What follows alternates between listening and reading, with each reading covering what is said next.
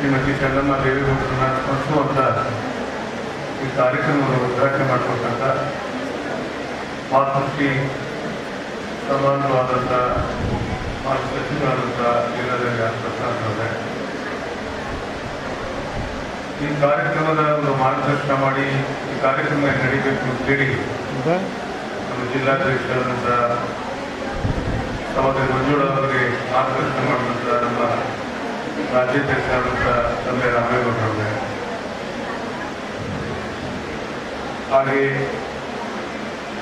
ಈ ವೇದಿಕೆಯಲ್ಲಿ ಇದ್ದಾಗಿ ನಮ್ಮನ್ನು ಕುರಿತು ಮಾತಾಡಿದಂಥ ಜಿಲ್ಲಾಧ್ಯಕ್ಷರಾದಂಥ ರಮೇಶ್ ಅವರೇ, ಹಿರಿಯರಾದಂಥ ಅಮೃತಮ್ಮ ಅವರೇ, ಹಾಗೆಯೇ ನಮ್ಮ ಮಾಜಿ ಅಧ್ಯಕ್ಷರಾದಂಥ ರಾಮಚಂದ್ರ ಅವರೇ, ಹಿರಿಯರಾದಂಥ ಸುನಿಂಗಯ್ಯ ಅವರೇ, ಗೆಳೆಯರಾದಂಥ ಮಂಜುನಾಥ್ ಅವರೇ, ಈ ವೇದಿಕೆಯಲ್ಲಿರ್ತಕ್ಕಂಥ ಎಲ್ಲ ಗೌರವಾನ್ವಿತ ಗಣ್ಯರೇ, ಎಲ್ಲಕ್ಕಿಂತ ಮಿಗಿಲಾಗಿ ಇಲ್ಲಿ ಆಗಮಿಸಿರ್ತಕ್ಕಂಥ ನನ್ನೆಲ್ಲ ಸಹೋದರ ಸಹೋದರಿಯರು, ಪತ್ರಿಕಾ ಮಾಧ್ಯಮದ ಸ್ನೇಹಿತರು, ಮಾತನಾಡಿದಂಥ ಎಲ್ಲ ಪ್ರಮುಖರು ಈಗಾಗಲೇ ಎಲ್ಲ ವಿಚಾರಗಳನ್ನು ಹೇಳಿದ್ದಾರೆ. 1979ರಲ್ಲಿ ವಿದ್ಯಾರ್ಥಿ ಜೀವನದಲ್ಲಿ ನಾನು SSLC ಓದುವಂಥ ಸಂದರ್ಭದಲ್ಲಿ ಜಯಪ್ರಕಾಶ್ ನಾರಾಯಣರವರ ಒಂದು ಈ ದೇಶದ ಹೋರಾಟದ ಹಿನ್ನೆಲೆಯಲ್ಲಿ ವಿದ್ಯಾರ್ಥಿ ಜೀವನದಲ್ಲಿ ನನ್ನ ಪೂಜ್ಯ ನಾಯಕರಾದಂಥ ದೇವೇಗೌಡರನ್ನು ಬೆಂಬಲಿಸಿ ರಾಜಕೀಯವಾಗಿ ನುಗ್ಗಂಥ ಸಂದರ್ಭ. 1980ರಲ್ಲಿ ಡಿಸೆಂಬರ್ 8ನೇ ತಾರೀಕು ನನಗೆ ಜನ್ಮ ಕೊಟ್ಟಂತ ತಾಯಿಯನ್ನ, ನಮ್ಮ ಅತ್ತಿಗೆಯನ್ನ ಬಟ್ಟೆ ಇಡಕ್ಕೆ ಹೋಗಿ ಸ್ಲಿಪ್ ಆಗಿ ಕಳ್ಕೊಂಡ್ಬಿಡ್ತೀನಿ.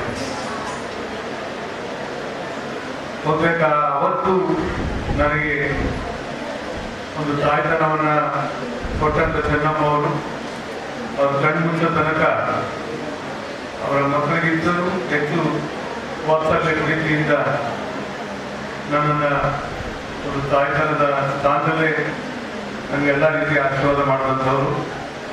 ಅದಕ್ಕೆ ಅದು ಹಲವಾರು ನಿದರ್ಶನ ಇದೆ. 1985ರಲ್ಲಿ ನಮ್ಮ ಚಿಕ್ಕಪ್ಪ ಕೆಂಪೇಗೌಡರಿಗೆ ಟಿಕೆಟ್ ಕೇಳಬೇಕು ಅಂತ ಹೇಳಿ 1,000 ಜನ ಕರ್ಕೊಂಡು ಹೋಗಿ ಕೊಡಲಿಕ್ಕೆ ಅವರ ಗ್ರಾಮದ ಬೆಳಗ್ಗೆ ರಾತ್ರಿ 8:09 ಗಂಟೆಗೆ ಹೋಗಿ ನಾವು ಠಿಕಾಣಿ ಕೊಡಿದ್ವಿ.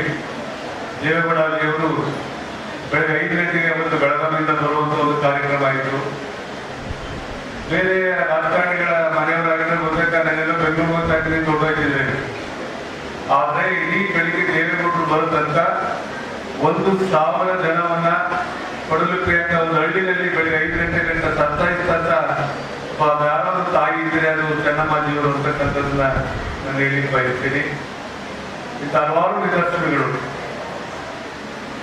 1994ರಲ್ಲಿ ದೇವೇಗೌಡಜಿಯವರು ರಾಜ್ಯದ ಮುಖ್ಯಮಂತ್ರಿಗಳಾದಾಗ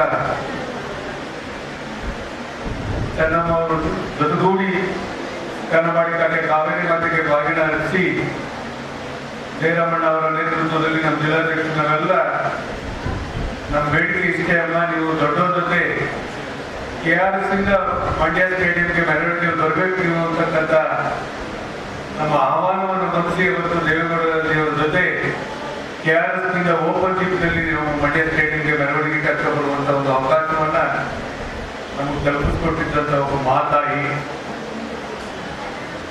ಇಂಥ ಹಲವಾರು ನಿದರ್ಶನಗಳು. ಈ ದೇಶದ ಪ್ರಧಾನಮಂತ್ರಿಗಳ ಜವಾಬ್ದಾರಿ ನಿರ್ವಹಿಸುವಂಥ ಸಂದರ್ಭದಲ್ಲಿ ಅವರಿಗೆ ಪಡುವಲ್ಲಿ ಬೇರೆ, ಡೆಲ್ಲಿ ಬೇರೆ, ಪ್ರಧಾನಮಂತ್ರಿಗಳು ಬೇರೆ ಮನೆ ಅಂತಕ್ಕಂಥದ್ದು ಇರಲಿಲ್ಲ. ನಾವು ಯಾರೇ ಓದು ಸಹ ಪ್ರಧಾನಮಂತ್ರಿಗಳ ಮನೆಯಲ್ಲಿ ಆ ಟೇಬಲ್ ಮೇಲೆ ಊಟ ಮಾಡುವಂಥ ಒಂದು ಪ್ರವೃತ್ತಿಯನ್ನ, ಒಂದು ತಾಯ್ತನವನ್ನ ಇಟ್ಕೊಂಡಿದ್ದಂಥವರು.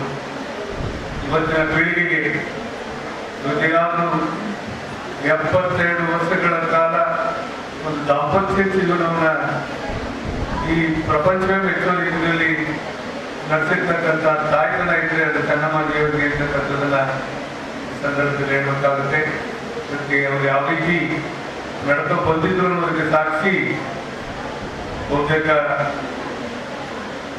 ಬೆಂಗಳೂರಿನಿಂದ ಒಂದು 12 ಗಂಟೆಗೆ ಅವ್ರನ್ನ ಕರ್ಕೊಂಡು ಹೊರಟಂತ ಸಂದರ್ಭ. ಇನ್ನು 2ನೇ ದಿನದ ಬೆಳಗ್ಗೆ 5 ಗಂಟೆಗೆ ನಾವು ಹೊಳೆನರಸೀಪುರವನ್ನ ಸೇರುವಂತ ಒಂದು ಪರಿಸ್ಥಿತಿ ಕಾರ್ಯಗಳಲ್ಲಿ ನಿರ್ಮಾಣ ಆಯಿತು. ಲಕ್ಷಗಟ್ಟಲೆ ಜನ ದಾರಿಯಲ್ಲಿ ನಿಂತು ಅವರ ದರ್ಶನ ಪಡೆಯಲಿಕ್ಕೆ ಕಾಯ್ತಾ ಇದ್ದಂಥದ್ದೇ ಅವರ ತಾಯ್ತನ ಇರುತ್ತಿತ್ತು ಅಂತಕ್ಕಂಥದ್ದನ್ನ ನಾವು ಮನಗಂಡಬಹುದು. ಇವತ್ತು ಇಂಥ ಒಂದು ಕಾರ್ಯಕ್ರಮ ವಿಶೇಷವಾಗಿ ಇವತ್ತು ಮಂಡ್ಯದಲ್ಲಿ ಆಗಬೇಕು ಅಂತೇಳಿ ನಮ್ಮ ರಾಜ್ಯಾಧ್ಯಕ್ಷರಾದಂಥ ಲಕ್ಷ್ಮೀ ರಾಮೇಗೌಡರವರು ಇವತ್ತು ನಮ್ಮ ಜಿಲ್ಲೆಗೆ ಅವಕಾಶ ಮಾಡಿಕೊಟ್ಟಿರುವಂಥ ಒಂದು ಅದ್ಭುತವಾದಂಥ ಒಂದು ಕಾರ್ಯಕ್ರಮ ಇವನ್ನೆಲ್ಲ ಸೇರಿಸಿ ನಡೆಸುವಂಥದ್ದಾಗಿದೆ. ರಾಮಚಂದ್ರವರು, ಶಿವಲಿಂಗಯ್ಯವರನ್ನೆಲ್ಲ ಮುಖಂಡರುಗಳಿದ್ದು ಈ ಕಾರ್ಯಕ್ರಮವನ್ನು ನಮ್ಮ ಬಂದಿರತಕ್ಕಂಥ ಎಲ್ಲ ರಾಜ್ಯ ಮಟ್ಟದ ನಮ್ಮ ತಾಯಂದಿರ ಜೊತೆ ಕಾರ್ಯಕ್ರಮವನ್ನು ಸಂಪೂರ್ಣವಾಗಿ ಪೂರ್ಣಗೊಳಿಸಿಕೊಡ್ಬೇಕು ಅಂತೇಳಿ ನಾವು ಜಿಲ್ಲಾಧ್ಯಕ್ಷರು ಒಂದು ಔಷಧ ಚುನಾವಣೆ ನಡೀತಾ ಇದೆ.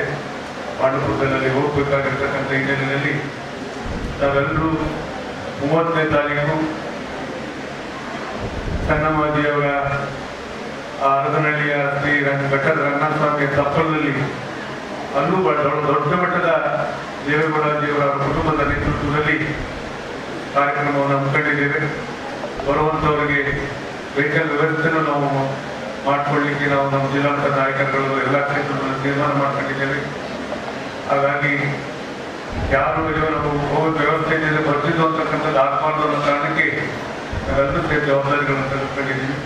ಬರುವಂಥವರು ದಯಮಾಡಿ ಅಲ್ಲಿಗೆ ಬಂದು ಆ ಕಾರ್ಯಕ್ರಮದಲ್ಲಿ ಪಾಲ್ಗೊಳ್ಳಬೇಕು ಅಂತ ಹೇಳಿ ಮತ್ತೊಮ್ಮೆ ಇಷ್ಟು ಅದ್ಭುತವಾದಂಥ ಒಂದು ಕಾರ್ಯಕ್ರಮ ಮಾಡಿಕೊಟ್ಟಂಥ ಎಲ್ಲರಿಗೂ ನಾನು ಪೂರ್ವಕವಾದಂಥ ನಮಸ್ಕಾರಗಳನ್ನು ತಿಳಿಸಿ ನನ್ನ ಮಾತುಗಳನ್ನು ಮುಗಿಸಿ ನಾನು ಸಭೆಯನ್ನು ನಿರ್ಗಮಿಸ್ತಾ ಇದ್ದೀನಿ. ಈ ಸಭೆಯನ್ನು ಮುಂದುವರಿಸಿಕೊಂಡು ಹೋಗಬೇಕು ಅಂತ ಹೇಳಿ ವಿನಂತಿ ಮಾಡ್ತೇನೆ.